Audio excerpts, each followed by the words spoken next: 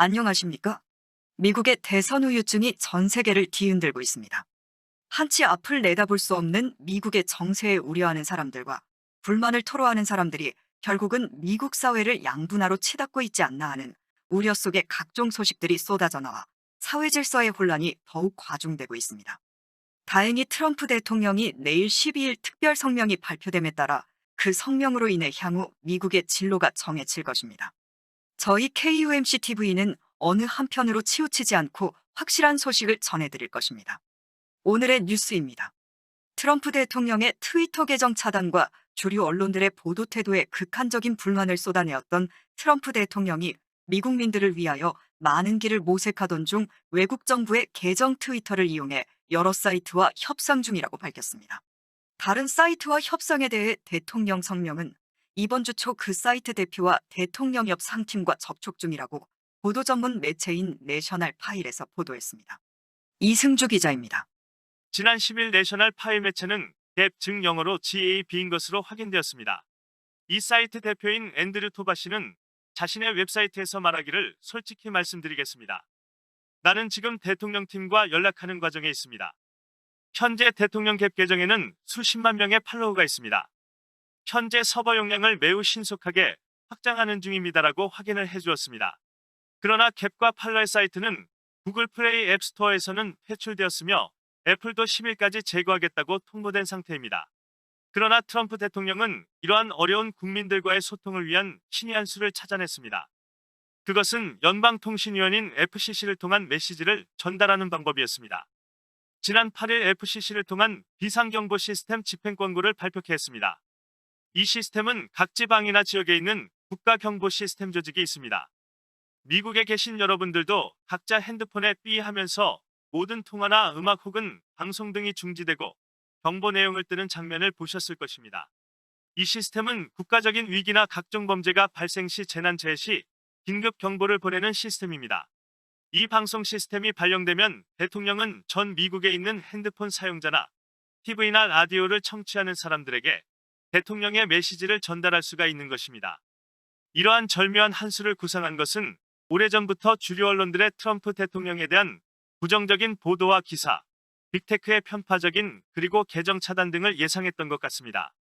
그래서 11월 3일 대선 직전 기존의 비상경보 시스템에 연방통신위원회를 통해 비상경보 시스템 참가사에게 규정 준수 의무를 공표하여 각 통신사, 케이블 TV사, 언론사, 빅테크사들에게 그것을 반드시 지킬 수 있도록 준비하라고 명령하였습니다. 특히 강조한 것은 통지서 규약 내용 중에 위반사들에게 재산 몰수라는 부분입니다. 이 내용을 들여다보면 대상사가 고지된 기준을 위반할 때 연방통신위원회에서는 재산 몰수나 해당 벌금 금액을 책정하여 부과한다는 내용입니다. 이러한 내용이 언제부터 있었는지 모르나 이번 문서에는 재산 몰수라는 내용이 분명 기재되어 있습니다. 앞으로 통신사, 언론사, 빅테크는 비상경보 시스템을 이용한 방송과 문자를 차단 및 변경, 그리고 고의로 취소를 한다든지 혹은 과거 트위터와 같이 대통령의 트윗의 차단 삭제, 빨간색으로 경고 문구를 달아놓는 행위는 할 수 없게 됩니다. 위반할 때마다 벌금이나 재산 몰수를 당하게 됩니다.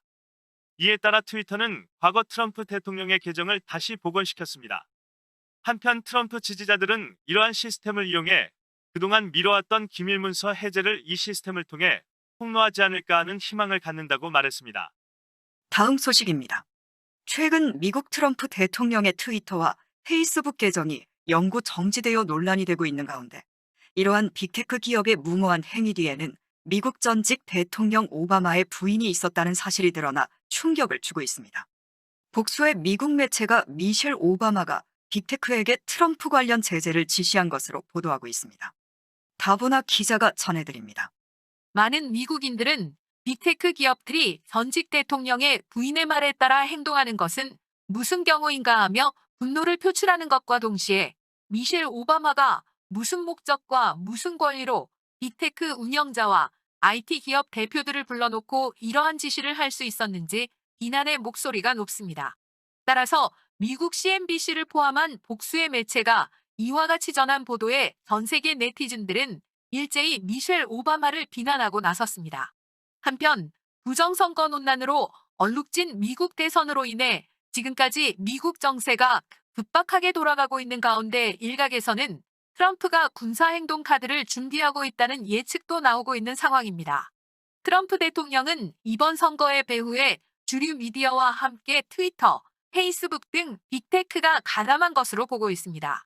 한편 미국의 전직 대통령 오바마와 미셸 오바마는 최근 여러 가지 구설수에 올라 있으며 상황에 따라서는 범죄 혐의로 기소될 가능성도 있는 것이라고 보는 시각도 많습니다. 다음 소식입니다. 낸시 펠로시 미국 하원 의장이 마이크 펜스 부통령에게 수정헌법 25조 발동을 재차 요구하며 24시간 이내에 이행하지 않을 경우 대통령 탄핵을 추진하겠다고 밝혔다고 인터넷 신문인 에포크 타임스가 보도했습니다. 자세한 보도는 다보나 기자입니다.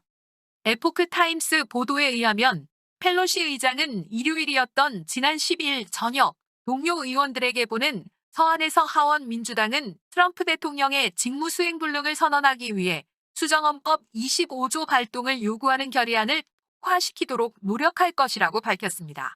이에 따라 낸시 펠로시 의장은 펜스 부통령에게 직무수행 불능에 따른 행정권 이양 요구를 했으나 지난 7일 거부 의사를 밝혔었습니다.